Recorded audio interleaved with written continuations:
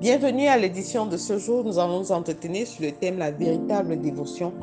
Et dans la continuité de l'exemple que nous prenons, nous les imitateurs de Christ, nous poursuivons avec les versets 23 et 24 de l'évangile de Jean au chapitre 4. Il est écrit: Mais l'heure vient et elle est déjà venue où les vrais adorateurs adoreront le Père en esprit et en vérité, car ce sont là les adorateurs que le Père demande. Dieu est esprit, et il faut que ceux qui l'adorent en esprit et en vérité. Nous voilà dans la continuité du développement de la causerie entre Jésus-Christ au puits et la Samaritaine. Il est là dans une démarche, je vais dire, pédagogique, pour ramener cette femme à comprendre que il est Dieu qui s'est fait chair. Il est celui-là qui s'est donné. Il est celui-là qui est venu pour se donner afin que le plus grand nombre ait le salut. Elle lui a opposé auparavant des arguments religieux en lui expliquant que eux, les Samaritains, ont des manières d'adorer sur la montagne et ailleurs.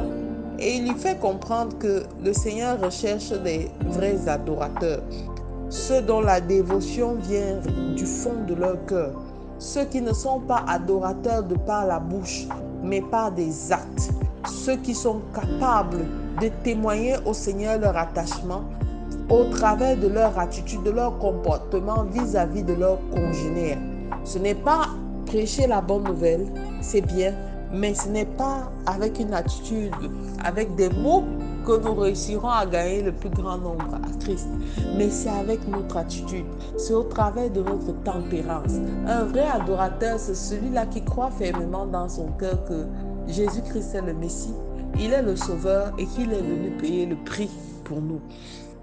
Il précise à son endroit en lui disant: Dieu est esprit. Dieu n'est pas une personne. Dieu n'est pas un voisin ou un ami. Dieu est esprit et il faut que ceux qui l'adorent en esprit et en vérité. Dieu est esprit. Alors nous, la Bible nous enseigne que tel il est, tel nous sommes.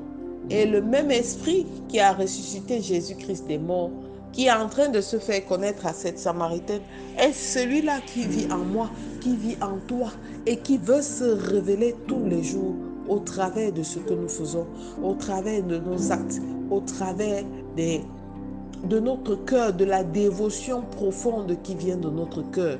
Bien-aimé, le Seigneur te donne un message ce matin afin que tu puisses à ton tour non seulement l'adorer véritablement, mais amener les gens à l'adorer. Parce que si le cœur n'y est pas, la bouche peut prêcher, tenir la Bible, marcher, crier, annoncer la nouvelle.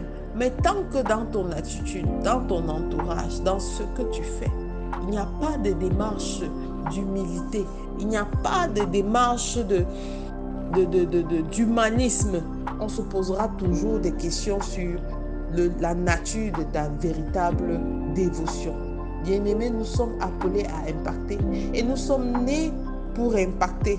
Si tu ne l'avais pas encore compris, je veux que tu dises avec moi: je suis né pour impacter. Christ a payé le prix pour nous. Alors en tant que ses représentants, nous ne devons pas nous rester insensibles à la douleur humaine, mais nous devons pouvoir être de ceux qui apaisent cette douleur au travers de la connaissance que nous avons reçue, au travers des enseignements que le Seigneur nous a donnés, au travers des énigmes et que le Seigneur, que Jésus-Christ, de la même manière que Jésus a enseigné à ses disciples. Alors si tu fermais la bouche, ne ferme plus la bouche. Dieu veut de toi comme un adorateur, que cet adorateur et la dévotion qu'il attend de toi viennent profondément de ton cœur et viennent se matérialiser au travers de tes actes. Je bénis le Seigneur en cette matinée et je prie que si quelqu'un n'avait pas encore donné complètement sa vie à Christ, qu'il en profite ce matin et fasse cette prière. Père éternel, je veux, Père éternel, être un vrai adorateur. Tu n'es pas un homme, Seigneur, tu es un esprit. Et je prie, Seigneur, que tous les jours, mon esprit soit sensible à ta présence. Rends-moi sensible, Père éternel, à ta parole, afin de pouvoir à mon tour impacter, afin que ton nom soit chaque jour glorifié. C'est au nom de Jésus-Christ que nous avons prié. Amen. Amen. Amen. Je suis la révérende Sonia Antoinette et je vous souhaite de passer une excellente journée. Shalom.